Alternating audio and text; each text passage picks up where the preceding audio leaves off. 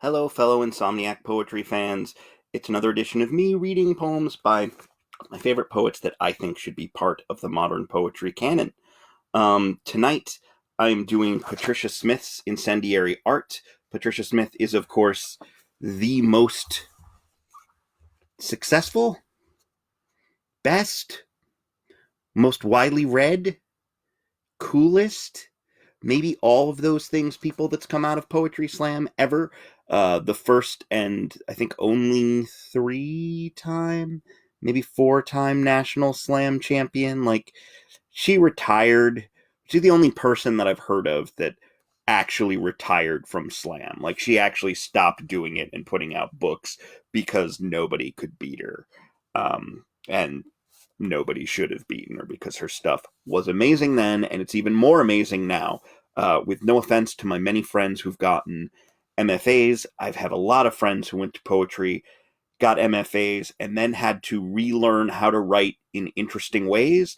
Like, getting your MFA teaches you how to use certain tricks, and often you get so focused on learning how to write those tricks that your writing becomes kind of tedious to listen to for a while until you get your voice back and then add the tricks into it.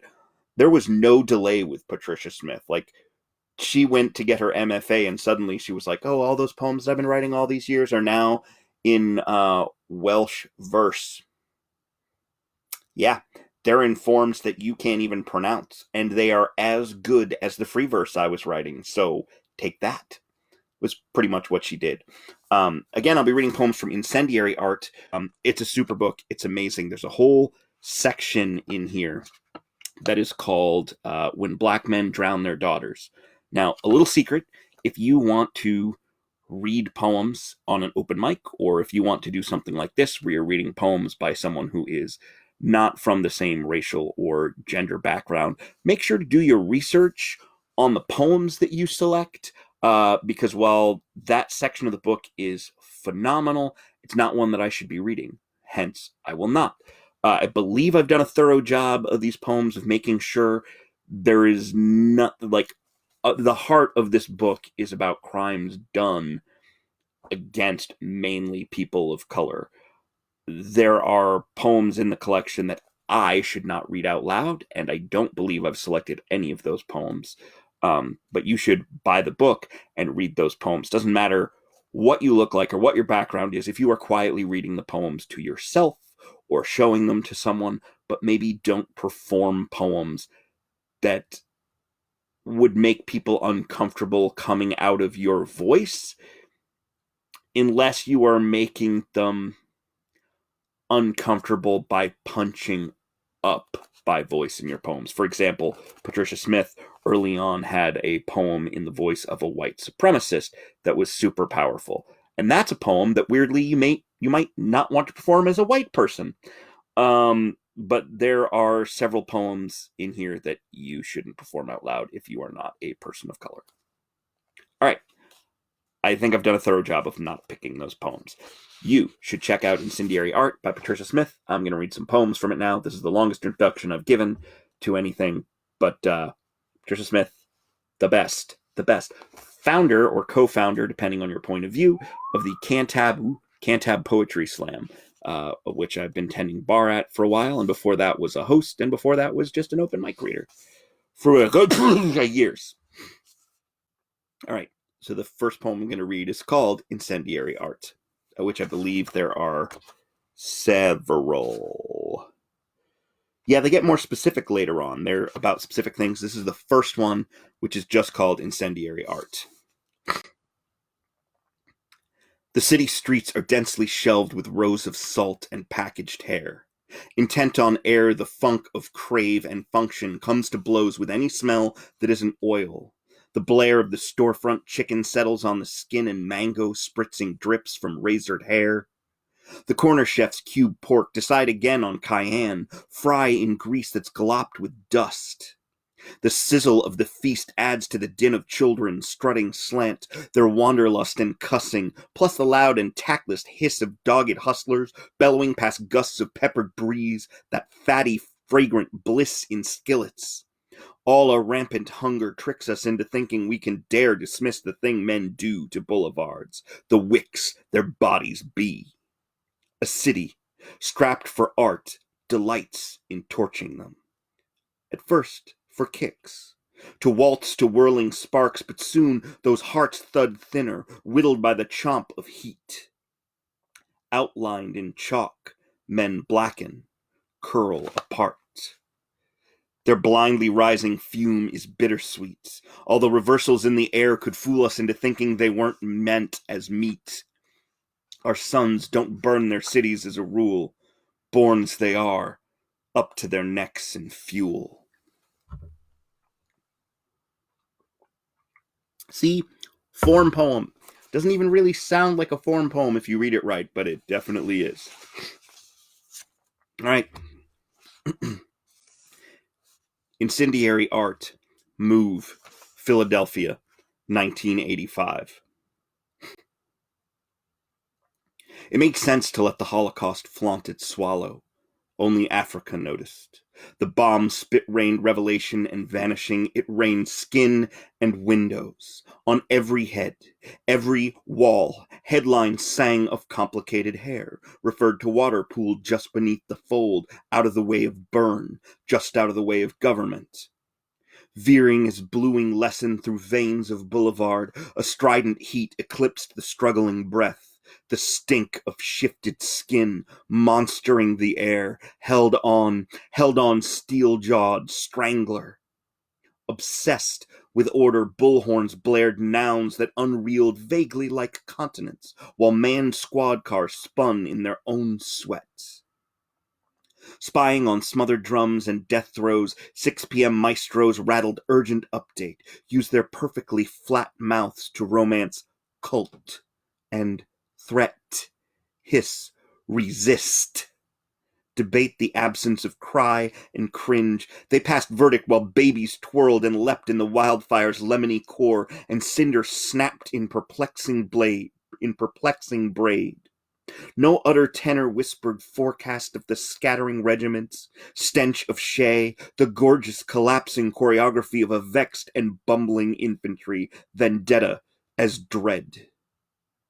His ash eddied, drifted past domes of rule, settled in the swelling pile of him. Rumor glittered. There's also a series of wonderful poems about Emmett Till that you should read that I am not reading out loud.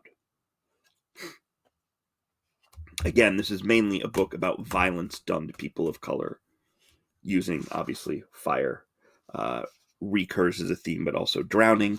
And, of course, gun violence. 10-year-old shot 3 times, but she's fine.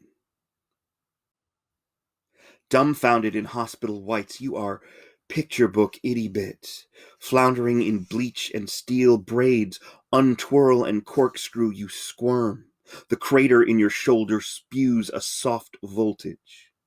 On a TV screwed into the wall above your head, neon rollicks. A wide-eyed train engine perfectly smokes, warbles a song about forward. Who shot you, baby? I don't know. I was playing. You didn't see anyone. I was playing with my friend Sharon. I was on the swing, and she was... And you're sure you didn't... No, I ain't seen nobody but Sharon. I heard people yelling, and each bullet repainted you against the brick, kicked you a little sideways, made you need air differently. You leaked something that still goldens the boulevard. I ain't seen nobody. I told you. And at A. Lincoln Elementary on Washington Street, on Jefferson Elementary, on Madison Street, or Adams Elementary just off Eisenhower Expressway, we gather the ingredients, if not the desire, for pathos. An imploded homeroom, your empty seat pulsating with drooped celebrity, the sometimes counselor underpaid and elsewhere, a harried teacher struggling toward your full name. Anyway, your grades weren't all that good. No need to coo or encircle anything, no call for anyone to pull their official white fingers through your raveled hair, no reason to introduce the wild notion of loving you, loud and regardless. Oh, And they finally located your mama, who will soon burst in with her cut-rate cure of stammering Jesus' name. Beneath the bandages, your chest crawls shut. Perky old Thomas the Tank Engine winks a bold-faced lie from his clacking track, and your heart monitor hums a wry tune no one will admit they've already heard. Elsewhere, 23 seconds rumble again and again through Sharon's body. Boom. Boom. She says to no one. So one of the sections in this book, is it the last one, is called Accidental. It's not the last one. The third section is called Accidental, and it is a series of poems about people who were accidentally shot in custody, all people of color. March 12th, 2012, Pasadena, California. Kendrick McDade, 19, was chased and shot 7 times by 2 police officers after a 911 caller falsely reported being robbed at gunpoint by 2 black men. McDade's final words were, "Why did they shoot me?" As the moon tangled its beams and grew monstrous huge over his body, he wanted that answer. As usual, I arrived too late. He'd already dispersed and become an awkward hour. Sons of the mother of mistake, his timing and route were askew, but because walk, because upright, because Africa, because decision, because Tuesday, because loaded gun, because running, because 2 black men, because identified, because uniform, because breathless, because unable, because American, because your mama, because Mississippi, because uniform, because Obama, because the chase, because unarmed, because convenient, because mistaken, because threatened, because ritual, because no one will miss you, because beast, because innocent, because they could, because they could, because they could, because they could, because they... I usually give my boys names anyone can remember. Scapegoat, Target, Perp Walk, He Did It, Oversight. The name Kendrick so quashed his potential. He should have been Victim, Identify, Bullseye, Not Again, Miracle, 2 black men with a gun. How about Accident? Perfect. I never had children. I just had accidents. September 14th, 2013, Bradfield Farms, North Carolina. After being involved in a traffic accident, Jonathan Farrell, 24, knocked on the door of a nearby house for help. The woman inside called the police. They arrived and shot him 10 times. My son said, "I just had an accident. I need to use a phone." She said, "You're black." My son said, "It'll only take a minute. I need to call the police." She heard, "Call the police." My son said, "I know it's late, but I just had an accident." She said, 911. He said, "Okay then, you'll call 911?" She said, "You're black." The police said, "Is he black?" She said, "He's black." When the gun arrived, it said, "I just had an accident." The gun said, "I just had an accident." The gun said, "I just had an accident." The gun said, "I just had an accident." The gun said, "I just had an accident." The gun said, "I just had an accident." The gun said, "I just had an accident." The gun said, "I just had an accident." The gun said, "I just had an accident." March 21st, 2012. Chicago, Illinois. Reka Boyd, 22, was killed by off-duty police detective Dante Servin, saying he saw someone pull a gun and pointed at him. Servin fired 5 rounds over his left shoulder, through his car window, into a crowd. Boyd was struck in the back of his head. The gun Servin saw was actually a cell phone. He just had an accident. Every shuffled air is stumbling and probably. And there was Reka, and there was Rakia, knotted in a black flow that conjured the idea of army. He smelled them at his back and knew he would never have survived their intent with only the thin wall of a car around him. If they haven't, they're about to. The glint, if a gun's not in his hand, it's in his hand. The slow menace of how they met his end. If a bullet's not in the barrel, the fierce, it's in the air, whipping, to nape of neck, to her slow unloosing box braid, to jaw muscle, to the snap of his new era-fitted, to Indian Remy, to the spine's sweet tip, to a turned back, you know. Sometimes they don't find the whole head. Once it is a mist, it drips from chain link, seeps into asphalt, clogs storm drains, becomes too fluid for me to mourn. February 28th, 2003, Las Vegas, Nevada. Orlando Barlow, 28, was surrendering on his knees in front of 4 police officers when one of them shot him with an assault rifle from 50 feet away. Barlow was unarmed. The officer said he was afraid that Barlow was faking surrender. Federal investigators later discovered that the same officers had printed T-shirts labeled BDRT, for Baby Daddy Removal Team. He obediently folded to his knees, slow stuttering, yes sir, yes sir, yes sir, yes sir, like I taught him, sinking deep, kingmaker, his eyes locked on all of them and every single one of them at the same time. Stifling muscle, he made himself small, suppressed the red of crushing their Adam's apples with the chapped heel of his hand. He could have stood wide up and become their worst wall. Instead, he succumbed. He was safe until they began circling, slow like Blaze's first lap at wood, and one of them zoned in on that sweet spot, that deep blue dip in his chest that so loud and plainly uttered animal. Incendiary Art by Patricia Smith. Fantastic book. I will do another book by her, but not now. I might do another book tonight if people are still up.